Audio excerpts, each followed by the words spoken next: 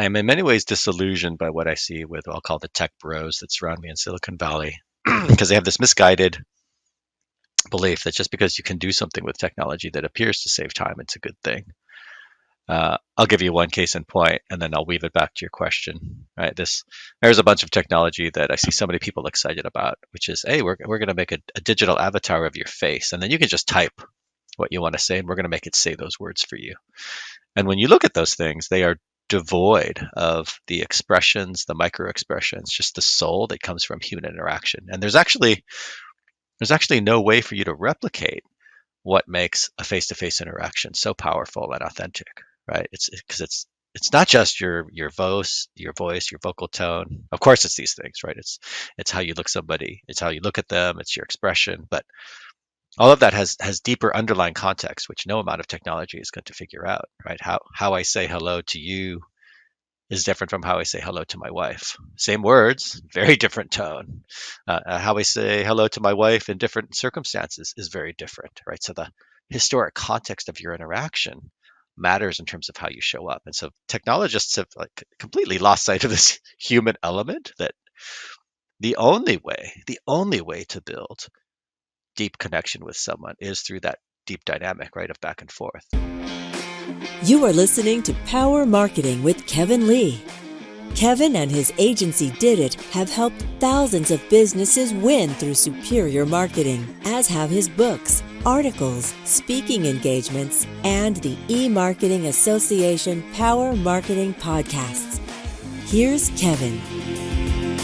Hi, I'm Kevin Lee with the Marketing Association and several other ventures, including Did It, which is where I was active and still am when I first met Victor Cho, who was the CEO of Evite. I think I might have met him prior to that at Intuit, but most of you would know him as the CEO of Evite, which he turned into a gigantic business and has since remained active, I think, on an advisory role, but has launched Emovid, which is asynchronous video communications, which brings the power of video to the power of email, which is super exciting. So, Victor, I'd love to hear what the catalyst was for you deciding to get back into the entrepreneur vein with the launching of Emovid. Yeah, Kevin. I love using Emovid for this use case because this is not something that I had contemplated. But yeah, asynchronous multimodal communication can be used for a whole bunch of things, which is pretty cool. In terms of a startup, it's funny. I did not think I was going to go do a startup. So I had run Evite for 7-8 years. When I left Evite, I actually took a full year sabbatical to a large degree. And I really thought deeply about, one, where is the world headed? What are the big macro trends? And where can I spend energy around this area that I'm passionate about, which is elevating the level of what I would call citizenship in business executives. Just because I see a world where we have a lot of what I call business mercenaries still running around, and they claim that they are thinking deeply about customers and employees and shareholders, but they're really not.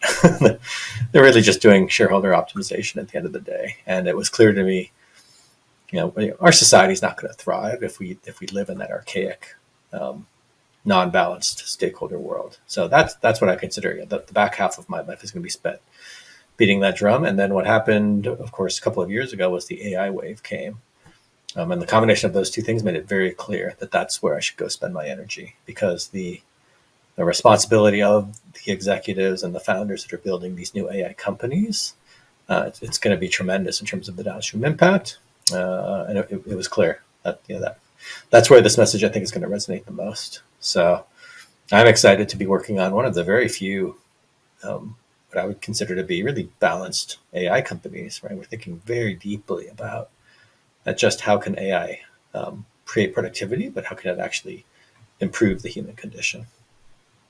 Hi, Victor. Thanks so much for sharing the origin story. It's actually much more of a social impact twist than I thought as I thought about the intersection of email and video, and then, of course, AI to analyze and transcribe and summarize what are voice conversations, but accompanied by video. I, of course, look at things much through a marketing lens. And in marketing, we often discuss that the format that conveys emotion is video, and text and email are great from an efficiency perspective. And I'm curious if the name Emovid came from the combination of those two, but really, if you thought about it from a marketing context as well as sort of a social impact and efficiency context. Yeah, Kevin, this is so fun. And now you're seeing all these different backgrounds that I'm using when I talk to different folks. This is my Zen falling water animation. So no, yeah, the term emovid, of course, is this combination of emotion and video. I kind of riffed it off of emoji. If you think about how we use emojis and text, it's kind of a crazy way, if you think about it, to try to overcome the horrible inefficiency of text in terms of conveying emotion.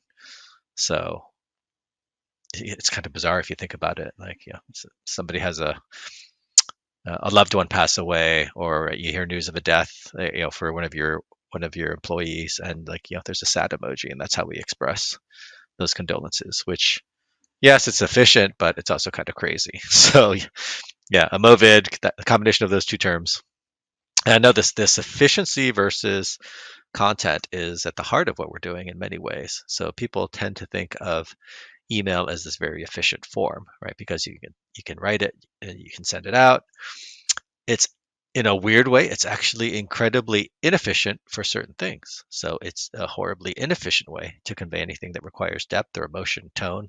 Anytime you need to be seen, right, heard, or understood, you spend so much time trying to get that nuance into a text-based transport, whether it's email or text. And it was just so clear to me and the co-founders, right? Video gets over that. We have evolved over, hundreds of thousands of years at least, to communicate this way, right? And to have it be an incredibly dense form of an efficient form of communication. So not only do you speak 5 times faster than you type, but it comes with all of this power that just you'll never capture in text. Hence the name. I'm really sort of curious. Did you see it primarily as solving problems within the business context, or did you also see it solving problems about communication or an advance in communication within person to person outside of business? And how does the elevator pitch differ within the business versus consumer context? Yeah, Kevin, that's a great question, and the answer is absolutely business focused, not consumer. In the consumer space, there are actually some of these closed systems, like in Snapchat, right, where individuals can record messages, send them to each other. The requirements in consumer are much simpler, much simpler, right? You can do that in a closed app system. Doesn't really matter what you look like, right? People are a lot more casual. You don't have to integrate with a bunch of third-party systems, software. You don't need security, robust security, which we have, and encryption. You don't need all of the tracking. So all of the things that you need in an enterprise solution, right? You wouldn't build, which of course we've built.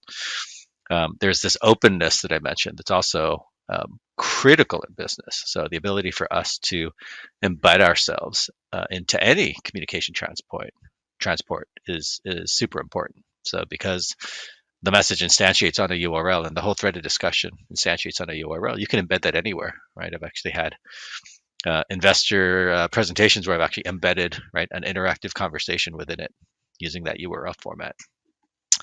And then the final, maybe one of the most important pieces, is in consumer world, you're generally talking to one other person, and of course we support that. But where Emovid really starts to shine and get powerful is in these groups and distributed networks. So, I'll give you an example of what we call our BCC mode, right? Again, I can send a video out to 1,000 people. Let's say I'm a product manager soliciting feedback for a product, which actually I've used this for Emovid, and now I get hundreds of, right, rich video responses back. That's now sitting in a pool, right? And I can do things with it from a business perspective, like have an AI sit on top of that and now understand, like, give me summary statistics, tell me, who's the most excited, right? Give me themes. Like, you can actually have this AI conversation around your pool of videos, which again, you would never build that for consumer. I'd imagine that you anticipate adding some functionality, or people are asking for functionality that allows you to commingle different forms of presentation and communication in along with the talking head. So, for example, if I wanted to do a PowerPoint presentation or somehow integrate graphics into what I'm communicating. So I'm curious what the product roadmap is now and where you see that going in the future. Yeah, Kevin, I love when you ask a question, then I can just demo it back at you. So, no, of course. So, in business communication, this is another one of these examples of business versus personal. Personal, you don't need to do a screen share. In business, very common, right? You're going to want to go through maybe a slide or two in a presentation. So now we this is already built into our product. I can share a screen, I can share a window. Basically, all of the sharing functions you have in things like a Zoom, you can now do asynchronously. So I'm just presenting here. You can see one of the slides from one of our core presentations. And I will actually share this next slide because this is kind of a cool frame just to think about what we're building in the context of these other communication tools. So if you think about how you build deep connection in business, it's ultimately through face-to-face interaction, right? Through FaceTime with someone. And if you look at kind of the spectrum of tools that are available for you today, these are the main ones that work in business, right? There's email, which is primarily asynchronous text, right? There's Slack and SMS. There's some other tools. You could argue this is like still a little bit asynchronous. Sometimes people use it in a pseudo real-time mode, right? But all of these are just text-based transports, right? They don't capture any of the in-person face-to-face dynamic. You've got Zoom video conferencing, which you can do that on, and that's it. Other than jumping on a plane, right? There's no way for us to build that deep connection. So, Emovid, this idea of video messaging, multimodal messaging is, it's as foundational from my perspective as these other communication tools. I clearly see a world where, this is going to be your toolkit of business in the future, right? Do I want to get on a real-time video conference? Can I just do this in text in some easy way, right? Or should I be doing this over Emovid? So on to the next question, which is really about sort of breaking through the clutter, right? Part of marketing, part of sales communications, part of business communications is getting the point across as easily as possible, as succinctly as possible, and breaking through the clutter. We're in the sort of ADD world these days, and have you already gotten feedback about how video does that more effectively than just asynchronous text communications? Hey, Kevin. So now this question of clutter, I love it. I kind of think of the world of communication in a couple of different buckets. So, the first one, in terms of breaking through clutter, that I think a lot of people gravitate towards is like we're just bombarded with all this noise, right? Just a gazillion emails, a gazillion messages, and so tactically, it comes down to something like, hey, if I send a message over video, am I going to get a better open rate? Am I going to get right? Somehow grab people's attention? And the short answer there is yeah, absolutely. We've got a bunch of folks, including people running different sales and marketing organizations. They're actually embedding this into their newsletter communications because they're seeing, when you see a person's face in that message, it creates this personal draw of like, hey, they took the time to say something. I kind of want to listen to it. So definitely on that front. There's another element of clutter and kind of breaking through the attention wall, which is why we built this as a multimodal product. And the way I think about that is there are sometimes, people do have such short attention spans, right? Sometimes they just want the quick soundbite. They just want the quick summary to understand, do I want to spend time with this? And if you send somebody a long email, right, it's like, I don't even know if I want to engage. So every message that we send, right, puts it into a multimodal package and extracts things like the summary, the action items. So you can very, very quickly scan and see, hey, is this something that I need to look at? People find that incredibly valuable. And I think I mentioned in the last one, you can even do that with a group of videos, right? Have it scan and tease out the important areas. And then the last area of clutter is just is breaking through with impact in terms of message, right? Text is just a horrible way to communicate impactful things. And so the fact that video is the instantiation point for everything, it means that key messages, right, things that come with emotion or energy, right, that's definitely going to break through because you get all of the sound and video associated with motion, right, motion and sound. One thing this brings to mind is we were really sort of reminded as a result of the pandemic just how social humans are, right? And that has been previously mostly in person.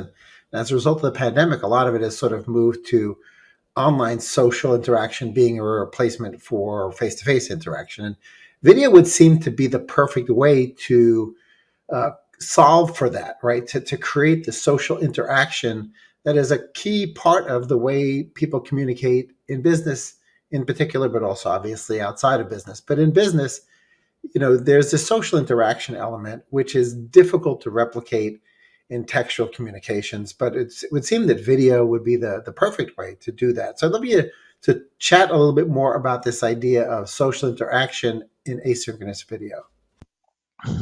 Hey, Kevin. No, you are so spot on. I am in many ways disillusioned by what I see with what I'll call the tech bros that surround me in Silicon Valley, because they have this misguided belief that just because you can do something with technology that appears to save time, it's a good thing. I'll give you one case in point, and then I'll weave it back to your question. Right, there's a bunch of technology that I see so many people excited about, which is, hey, we're going to make a digital avatar of your face, and then you can just type what you want to say, and we're going to make it say those words for you.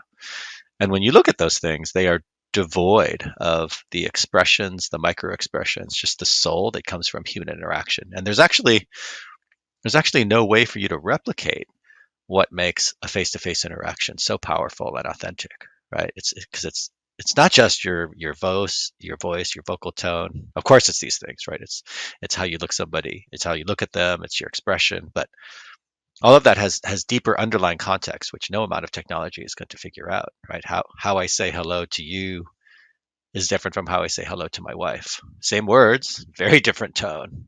How I say hello to my wife in different circumstances is very different, right? So the historic context of your interaction matters in terms of how you show up. And so technologists have like completely lost sight of this human element that the only way to build deep connection with someone is through that deep dynamic, right, of back and forth. And that was one of the huge hypotheses for me before I really jumped in and got excited about Emovid was, can you replicate that bond creation over something like this? And the short answer is absolutely.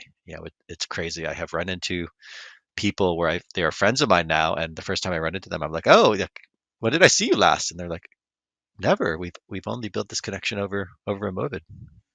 So it's incredibly powerful from that perspective. Thanks, Victor. Emotion definitely belongs back in asynchronous communications. So, well, it really never was there except in face to face asynchronous, I guess.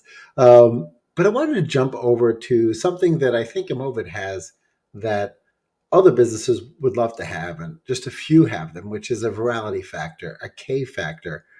And it would seem that Emovids are going to have that. People will receive an Emovid, and some percentage of them, hopefully a high percentage, will say, hey, I could use that too. I'm willing to sign up.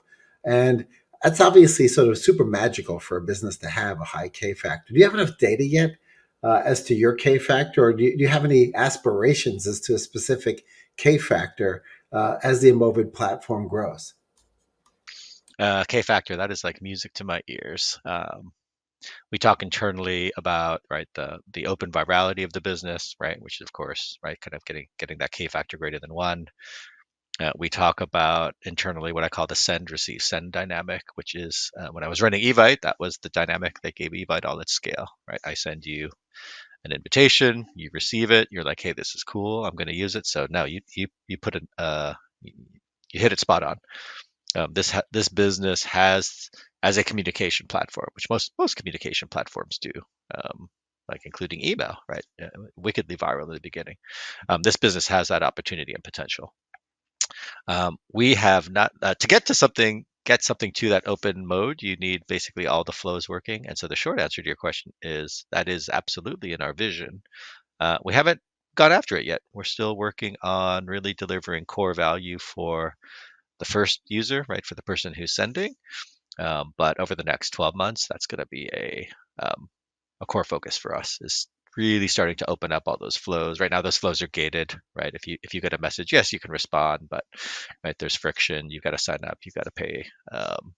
So all of that stuff is coming, and yeah, I think in my long-term vision, we will absolutely be one of those businesses that crack that open.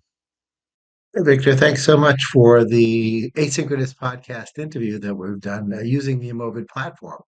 Final question, since there'll be a lot of folks in the sales and marketing community either watching this or listening to this, what should we have discussed as it relates to best practices in sales and marketing that we didn't discuss earlier on the podcast?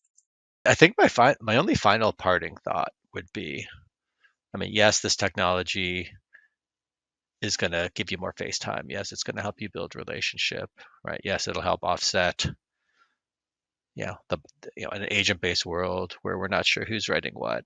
So, all these benefits are obvious. There is a super powerful benefit, which I think is it's under stressed in our education systems and even at work, which is just the ability to communicate clearly and quickly and succinctly on the cuff, right? Whether you call this impromptu, it's what we're doing back and forth, right? That makes some people uncomfortable, right? And that is a skill that gets built over time. And there's this cool second order impact of Emovid, which is if you start communicating with people over Emovid, the more you do it, the better speaker you become. So, I pride myself on being a reasonably good communicator. I do a lot of keynotes, right? I've had impromptu training, but my ability to actually think on my feet and answer questions like this has actually improved because I use Emovid. So I think that'd be my last parting thought. And it kind of actually comes back to this idea of what's the second order impacts of the technologies that you're building, right? I love this aspect of like, wow, if everybody's using Emovid in the world, everyone becomes a better speaker, which is just a great skill. Anyway, it was such a pleasure. I hope we can kind of weave this into a cool little package. Kevin Lee's Power Marketing is available on all your favorite podcast networks. Kevin loves helping businesses excel at marketing. Having marketing challenges? Just like Santa in The Miracle on 34th Street, if Kevin can't help you, he'll know someone who can. Find him on LinkedIn, subscribe, or follow.